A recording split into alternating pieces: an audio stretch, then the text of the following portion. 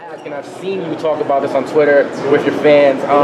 There's this debate going on what a real fight is, and people saying that MMA is closer to a real fight than a boxing match. And I've heard you go on, saying that somebody pulls out a gun, that's a real fight. A real fight has no rules. Real fight has no rules. A real fight has no rules. So a real fight is you can do anything you want. It's a real fight. I mean, I never saw anybody call timeout or a round end in the street, or a company call timeout in the street, or somebody pulling out a stick or a bat or something saying, "Oh, you can't do that. It's against the rules." And I've still yet to see that street fight. That particular street fight, I've still yet to see it. If I see it, I'll let you guys know. But that particular street fight, I'll let you guys know, because where I come from, you're gonna tell me what Conor McGregor do, bro. Conor McGregor in Bensonhurst, Brooklyn, when I grew up, bro, the lead pipes he would have took. Are you kidding me? Get the fuck out of here. You wanna go do your karate or somewhere up in Tiger Showman? Get the fuck out of here, bro. You're gonna talk about street fights. Does he come from a well-to-do family, you think? Or Yeah, he does. When you have the option to sit on your parents' couch and then pick up welfare checks, you didn't suffer. And also, the ring or the octagon, it will prove what suffering you went through in life. I always use this analogy. If you went through a lot in life, you went through something tough in life, and ass whipping is not the worst thing in the world. And ass whipping is really not that bad. Obviously for fighters, you're more used to taking than the regular people, but ass whipping is not that bad to take. Tough moments, difficult moments, you have to try to fight through and maybe start dishing the ass whipping back when you get your ass kicked. There's moments people go through that in fights, To always want to jump out every time it gets tough, when you see a fighter doing that, you have to start questioning how he was raised. You have to start questioning how bad did it really happen. Because if you had it that bad, an ass whipping's never that bad. Never, ever, ever. If you had it that bad, and ass whipping's never. So anytime you see a fighter try to talk about where he came from, it was so difficult and all this stuff, and then as soon as he gets tough, he's looking at the first window to jump out of, like Conor and certain other people. You start to question how bad did he really have it. Did he even have the skills of a pro boxer, or was he just like somebody come off the street and... No, he literally just tried to do his karate in the ring. I mean, it was basically like he tried to do his karate without kicks. That's basically what it was. Was it bizarre kind of face? Yeah, I remember the first time I came out to spar him, he came out, and this was his stance, no joke. With boxing gloves on, he got out he gave me one of these. And I was like, what the fuck is this guy doing? I was like, I stepped back, I was like, is he gonna try to take me down? I was like, what's this guy doing right now, So I mean, he can't spell fight. Come on, listen, he's pretty good in the octagon, but it's only until you press him even in the octagon. When you have no balls, you have no balls in all facets of your life. It's not just in the ring. If you have no balls, you have no balls. You know what I mean? That's gonna have balls in the octagon, but you're not gonna have them in the ring. No, it doesn't work that way. It's just to get him to a point of suffering in the octagon, he has some skills. So you gotta push him there. It takes a little more to push him there. In the boxing ring where he sucks, it's not that difficult to get him to the point where he's gonna show some character, and he'll never have it. Does it bother you that somebody that doesn't have that talent and doesn't have balls, like you say, is getting paid the way he is, and a real fighter like yourself or other real fighters? No. I never count on people's money. And that's never what bothered me. It's all about business, and I understand money doesn't grow on trees, and if it generates money, then people are going to get paid. That never bothered me, because I live fine. Listen, if I was maybe dirt poor in the street or something like that, and I'm like, man, I wish they could have gave me that chance. Dude, I have millions. I'm worth millions in terms of assets and money. Dude, I'm fine. You know what I'm saying? So I'm never going to go just try to look at somebody else and what they have and say, oh man, I deserve that.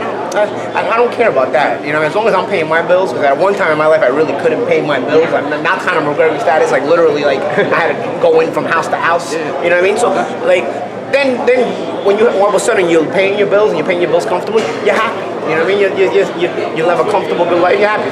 So I would never care about what somebody else's money is, or what they got in their bank account, or what they getting paid. I was always about getting mine, and this is obviously about getting more than getting mine. This was obviously about just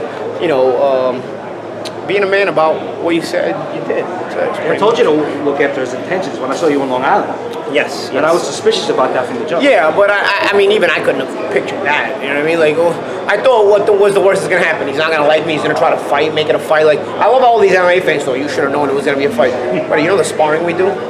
The sparring we do in gyms? That wasn't even one of the top 1,000 difficult sparrings I've had in my life. Old school Gleason, right? So, yeah, dude. I mean, that was like a different level of sparring in those days, man. Even the wild card days when I was in wild card, bro. This guy would have get eaten alive. You put him in one of those gyms. Are you kidding me? This guy sucks. And like I said, he's got no balls, bro. You know what I mean? Then on the West Coast, he used to spar with 14-ounce gloves, and he has some good hard punchers in there too, man. I tell you, bro, they start dropping the weight of the gloves. This guy couldn't even punch with 8s, bro. He couldn't even punch with 8s. And I'll tell you why he couldn't punch with 8s. Because he's pulling back as he's countering. Because that uppercut that he hits Mayweather with, he's supposed to hurt him.